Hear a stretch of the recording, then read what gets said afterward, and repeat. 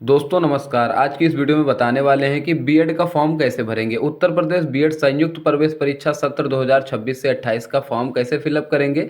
अगर आप स्नातक या परिस्नातक परीक्षा के अंतिम वर्ष में सम्मिलित हो रहे हैं तो वो भी उत्तर प्रदेश संयुक्त बीएड परीक्षा में फॉर्म भर सकते हैं। तो दोस्तों कैसे फॉर्म को भरेंगे इस वीडियो में पूरा बताएंगे। सबसे पहले आपको ऑफिशियल वेबसाइट पर आ जाना है। लिंक आपको डिस्क्रिप्शन में मिल जाएगा।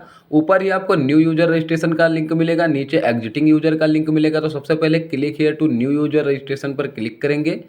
उसके बाद में आपके सामने कुछ इस प्रकार का इंटरफेस आएगा। इसमें इंस्ट्रक्शन आएंगे, आप देख सकते हैं। इंपॉर्टेंट डेट आपको ऊपर देखने को मिल जाती है कि लास्ट डेट कब है आपकी। आप फीस की भी यहाँ पर डेट देख सकते हैं और जो आपका यहाँ पर लेट फीस लगने वाला है, लेट फीस की भी डिटेल आप नीचे देख पाएंगे। अब दोस्तों नीचे जनरल गाइडलाइन मिलेगी जिसमें आप देख सकते हैं कि इंस्ट्रक्शन फॉर फॉर्म सबमिशन के लिए आपको सारे इंस्ट्रक्शन दिए जाएंगे। अच्छे से रीड करेंगे और आपको एग्री कर लेना है कॉन्सेप्ट को, फिर सबमिट पर क्लिक करेंगे। जैसे ही सबमिट पर क्लिक करते हैं प्राइवेसी नोटिस आएगी जिसमें पर्सनल डिटेल किस पर्पज से ली जाती है ये आपको बताया जाएगा। रीड कर सकते हैं, लास्ट में क्लोज कर देंगे। फिर यहाँ पर आपको अब 1 बाई 1 डिटेल फिल करनी है जिसमें पर्सनल डिटेल होगी। तो कैंडिडेट का पूरा नाम यहाँ पर पहले एंटर करना है, फिर आपको नाम कन्फर्म कर लेना है। दोबारा से यहाँ पर फादर्स का नाम एंटर करना है और यहाँ पर नाम कन्फर्म कर लेना है। फिर यहाँ पर मदर्स का नाम देना है और मदर्स का नाम भी यहाँ पर कंफर्म कर लेना है। फिर डेट ऑफ बर्थ एंटर करेंगे, जो भी आपके मार्कशीट पर है वही डेट ऑफ बर्थ एंटर करेंगे।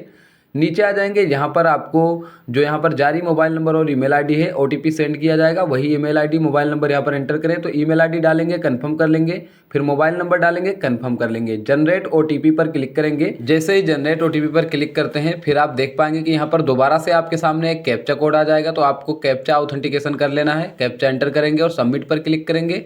जैसे ही सबमिट कर लेते हैं आपके मोबाइल नंबर पर और ईमेल पर एक ओटीपी सेंड किया जा चुका है, आप देख सकते हैं। यहाँ पर फाइनली अपना ओटीपी एंटर करेंगे। अगर आपका ओटीपी नहीं आता है तो रीसेंड ओटीपी का भी ऑप्शन मिलता है, रीसेंड कर सकते हैं। चलिए मेरा आ चुका है, ओटीपी एंटर करके वैलिडेट कर लेंगे। जैसे ही वैलिडेट कर लेते हैं ओटीपी वैलिडेट मेरा हो चुका है, आप देख सकते हैं। ओके करेंगे।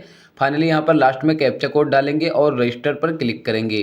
तो दोस्तों जैसे ही कैप्चा कोड डाल के रजिस्टर्ड कर लेते हैं तब आप लॉगिन हो जाते हैं। लॉगिन हो जाने के बाद में यहाँ पर अगर आप लॉगिन नहीं हो पाते तो आपके ईमेल पर एक ओटीपी आ जाता है जिसमें पासवर्ड और यूजर आईडी होता है। ईमेल मोबाइल नंबर पर दोनों रजिस्ट्रेशन आईडी मिल जाती है।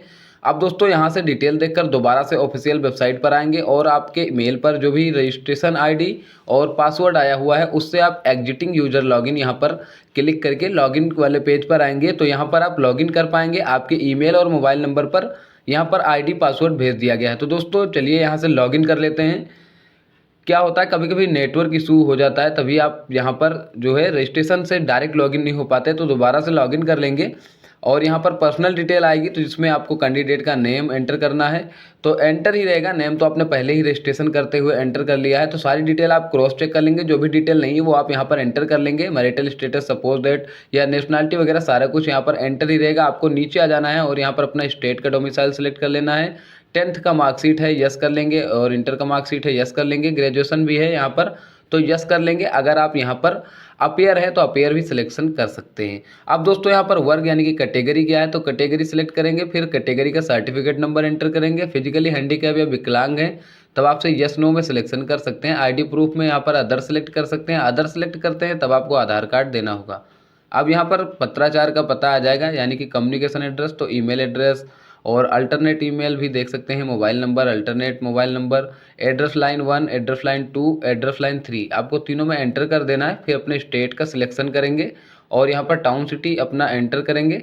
पिन कोड भी एंटर कर देना है। अब थोड़ा सा नीचे आएंगे तो परमानेंट आपको एड्रेस मिलेगा जिसमें स्थायी पता होगा, तो आपको सेम रखना है तो यस कर सकते हैं। अगर आपका दूसरा कोई है तो नो करके आप डिटेल फिल करेंगे। मेरा सेम है तो यस कर लिया हूँ। नीचे आएंगे, अपलोड करना है डॉक्यूमेंट। अब यहाँ पर फोटो और सिग्नेचर, फिर लेफ्ट एंड राइट थंब आपको देना है और यहाँ पर SC ST जो भी कैटेगरी है उनका सर्टिफिकेट और यहाँ पर 10th की मार्कशीट अपलोड करनी है और फाइनल में यहाँ पर ग्रेजुएशन भी आपको अपलोड कर देना है। अगर आप अपियर हैं तो यहाँ पर ग्रेजुएशन नहीं अपलोड करना है। साइज आपको नीचे दिया गया है, देख के आप अपने अकॉर्डिंग यहाँ पर अपलोड कर सकते हैं। सारे डॉक्यूमेंट अपलोड कर लेने के बाद सेव एंड कंटिन्यू पर क्लिक करेंगे तब आप देख सकते हैं कि यहाँ पर एक पॉपअप आपको देखने को मिलेगा सोर्स मैसेज में, डाटा सेव सक्सेसफुली। ओके करेंगे। अब यहाँ पर स्ट्रीम का सिलेक्शन करेंगे तो आप यहाँ पर सबसे पहले अपने सब्जेक्ट का स्ट्रीम सेलेक्ट करेंगे। साइंस है या आर्ट है तो आप अपने अकॉर्डिंग सिलेक्शन कर सकते हैं ग्रेजुएशन के अकॉर्डिंग। तो यहाँ पर आर्ट मैंने सेलेक्ट कर लिया है और यहाँ पर जो प्रश्न पत्र का लैंग्वेज है वो आप यहाँ से सिलेक्ट कर सकते हैं। तो हिंदी में लेना चाहे तो हिंदी कर सकते हैं, इंग्लिश चाहे तो इंग्लिश कर सकते हैं। क्वेश्चन पेपर लैंग्वेज सेलेक्ट कर लेने के बाद अब नीचे आपको यहाँ पर क्वालिफिकेशन डिटेल देनी है, जिसमें आपको हाई स्कूल का यहाँ पर डेटा देना है। तो सबसे पहले परसेंटेज सेलेक्ट कर लेंगे यहाँ पर जो, उसके बाद में आप अपने बोर्ड का सिलेक्शन करेंगे, फिर यहाँ पर मैक्सिमम मार्क और ऑब्टेन मार्क देंगे, परसेंटेज ऑटोमेटिक आ जाएगा, पासिंग ईयर देंगे और यहाँ पर सर्टिफिकेट आपको अपलोड कर लेना है। सर्टिफिकेट 1 MB तक का JPG में भी आप अपलोड कर सकते हैं। तो चलिए मैं 1 by 1 अपलोड कर लेता हूँ। डिटेल सारी फिल कर लेने के बाद यहाँ पर जैसे ही फाइल अपलोड हो जाती है ओके का पॉपअप देखने को मिल जाता है। उसके अंदर प्रीव्यू पर क्लिक करके आप फाइल भी देख सकते हैं। उसी प्रकार से आपको इंटर की डिटेल भी यहाँ पर फिल करने ली है, बोर्ड का नेम और यहाँ पर maximum mark, obtain mark, percentage और पासिंग ईयर देके यहाँ पर आपको PDF में या फिर आप JPG में फाइल को अपलोड कर लेंगे। जैसे ही फाइल अपलोड होती जाएगी अब आप नीचे बढ़ते जाएंगे, तब आप यहाँ पर लास्ट में ग्रेजुएशन की डिटेल भी देंगे। अगर आप यहाँ पर ग्रेजुएशन पासिंग नहीं है तब यहाँ पर अपेयरिंग भी सिलेक्शन कर सकते हैं। आप देख सकते हैं यहाँ पर पास और अपेयर दोनों ऑप्शन मिलता है। पास है तो यहाँ पर डिटेल देंगे।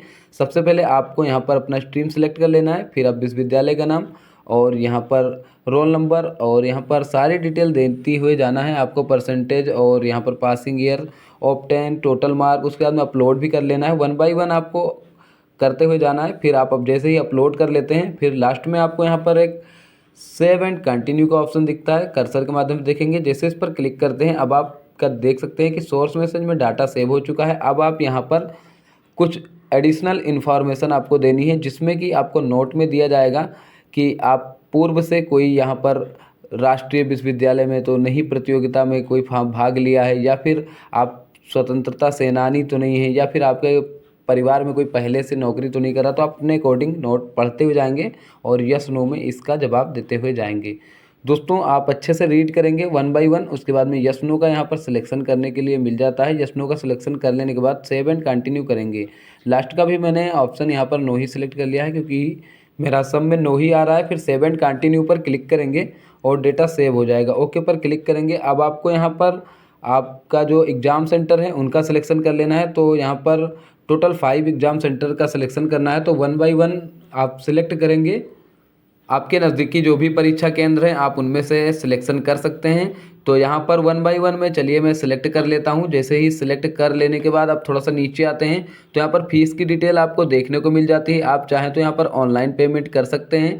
पेमेंट टाइप में आप देख सकते हैं कि 2 यहाँ पर मेथड दिए जाते हैं, ICI बैंक और यहाँ पर आपको HDFC बैंक भी दिया जाता है। तो दोस्तों एक का सिलेक्शन करेंगे, फिर नीचे आएंगे, कॉन्सेप्ट को एग्री करेंगे, कैप्चा कोड एंटर करेंगे, उसके बाद में फाइनली सबमिट पर क्लिक करेंगे। तो चलिए मैं सबमिट कर लेता हूं। उसके बाद में आपके सामने जो पेमेंट का गेटवे है वो देखने को मिल जाता है। तो यहाँ पर सबसे पहले कन्फर्मेशन पेज आता है, प्रोसीड कर लेंगे। उसके बाद में आपका गेटवे यहाँ पर देखने को मिल जाता है। अब गेटवे में आप internet banking, debit card, credit card या फिर UPI के माध्यम से भी पेमेंट को कर सकते हैं। गेटवे आप देख सकते हैं, यहाँ पर UPI सेलेक्ट करते हैं तो जनरेट QR कोड कर सकते हैं। यहाँ पर जनरेट हो जाता है, QR कोड के माध्यम से भी पेमेंट को कर सकते हैं।